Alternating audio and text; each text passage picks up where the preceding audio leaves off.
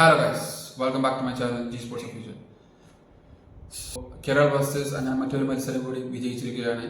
3-0 എന്ന സ്കോറാണ് Kerala Blasters sporting club ഡൽഹിയെ പരാജയപ്പെടുത്തിയത്.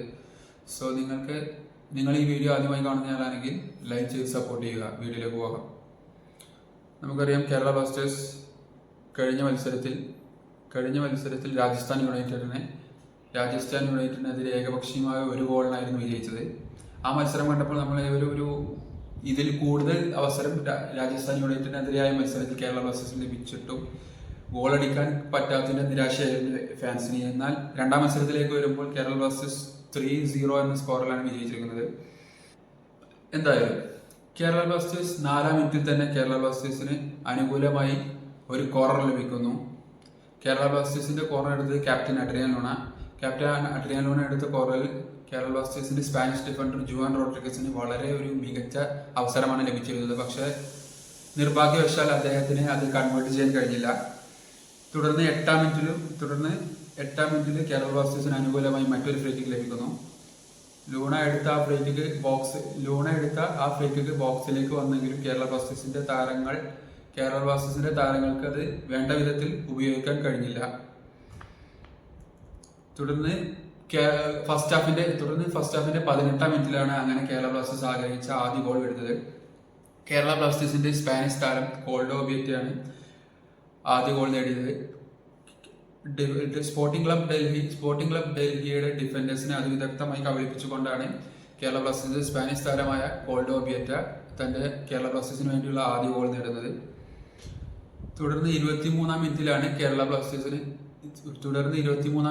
കേരള ബ്ലാസ്റ്റേഴ്സിന്റെ രണ്ടാമത്തെ ഗോൾ വരുന്നത്. രണ്ടാമത്തെ ഗോൾ നേടിയതും കോൾഡോ ഒബിയറ്റ തന്നെയായിരുന്നു. ഇത്തവണ കോൾഡോ ഒബിയറ്റക്ക് സ്കോർ ചെയ്യാൻ വേണ്ടിയുള്ള അസിസ്റ്റ് നൽകിയത് കോറോസിംഗ് ആയിരുന്നു. കോറോസിംഗിന്റെ വളരെ മികച്ച അസിസ്റ്റിലൂടെയാണ് കോൾഡോ ഒബിയറ്റ ഗോൾ നേടുന്നത്. കോൾഡോ ഒബിയറ്റയുടെ രണ്ടാമത്തെ ഗോൾ വളരെ മികച്ച ഗോളായിരുന്നു. അതിനോടൊപ്പം തന്നെ എടുത്തു പറയേണ്ട ഒരു കാര്യമാണ് കോറോസിംഗ് വളരെ നല്ലൊരു ബോളാണ് കോൾഡോ ഒബിയറ്റയ്ക്ക് വെച്ച് നൽകിയത്. ആ ബോളായിരുന്നു കോൾഡോ ഒബിയറ്റ 23-ാം മിനിറ്റിൽ അതിമനോഹരമായി ഫിനിഷ് ചെയ്തത്. അങ്ങനെ Kerala Blasters 2 sporting club Delhi 0 എന്ന സ്കോറിലേക്ക് എത്തുന്നു. 34-ാം മിനിറ്റിലാണ് മൂന്നാമത്തെ ഗോൾ വരുന്നത്.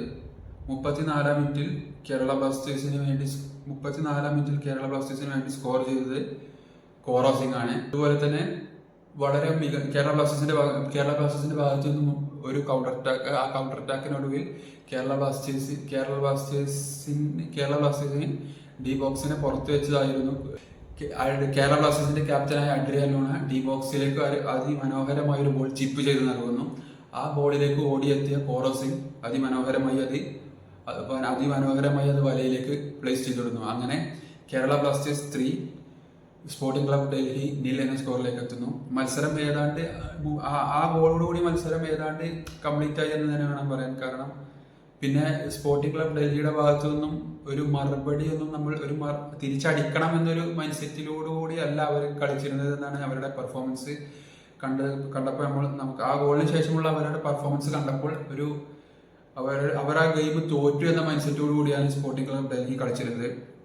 സോ എന്തായാലും രണ്ടാം പന്തിലാണ് നമ്മളേവരും കാത്തിരുന്ന ആ താരം എത്തുന്നത്.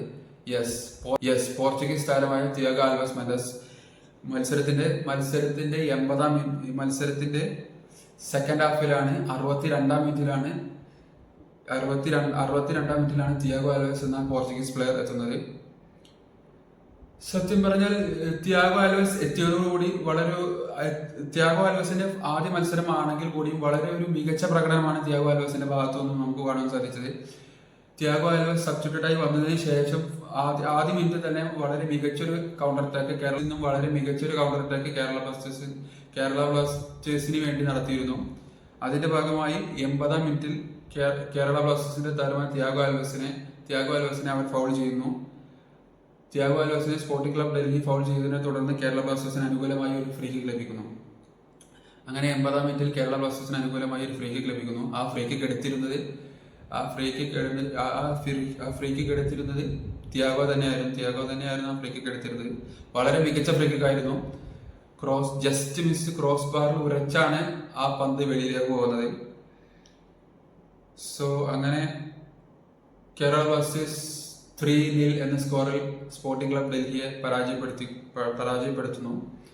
കേരള ബ്ലാസ്റ്റേഴ്സിന്റെ അടുത്ത മത്സരം മുംബൈ സിറ്റി എഫ്സിയുമായിട്ടാണ്. നമുക്കറിയാം മുംബൈ സിറ്റി കഴിഞ്ഞ മത്സരത്തിൽ രാജസ്ഥാൻ യുണൈറ്റഡിനെതിരെ പരാജയപ്പെട്ടുകൊണ്ടാണ് കേരള ബ്ലാസ്റ്റേഴ്സിനെ നേരിടാൻ വരുന്നത്. കേരള ബ്ലാസ്റ്റേഴ്സിന് മുംബൈ സിറ്റി എഫ്സിയുമായുള്ള മത്സരത്തിലേക്ക് പോകുമ്പോൾ ഒരു കോൺഫിഡൻസോടു കൂടിയാണ് കേരള ബ്ലാസ്റ്റേഴ്സ് മുംബൈ സിറ്റിയുമായുള്ള മത്സരം നേരിടാൻ പോകുന്നത്. സോ നിങ്ങൾക്ക് എന്താണ് കേരള ബ്ലാസ്റ്റേഴ്സിന്റെ ഈ മത്സരം കണ്ടതിന് ശേഷമുള്ള നിങ്ങളുടെ അഭിപ്രായങ്ങളും നിർദ്ദേശങ്ങളും വീഡിയോക്ക് താഴെ കമന്റ് ബോക്സിൽ എഴുതി അറിയിക്കാവുന്നതാണ്. സോ അത്രയുള്ള ഗൈസ് ഇന്നത്തെ വീഡിയോ നിങ്ങൾക്ക് ഇഷ്ടമായാൽ ലൈക്ക് ചെയ്യുക, ഷെയർ ചെയ്യുക, സബ്സ്ക്രൈബ് ചെയ്ത് സപ്പോർട്ട് ചെയ്യുക. മറ്റൊരു വീഡിയോയുമായി വീണ്ടും വരാം. ബൈ.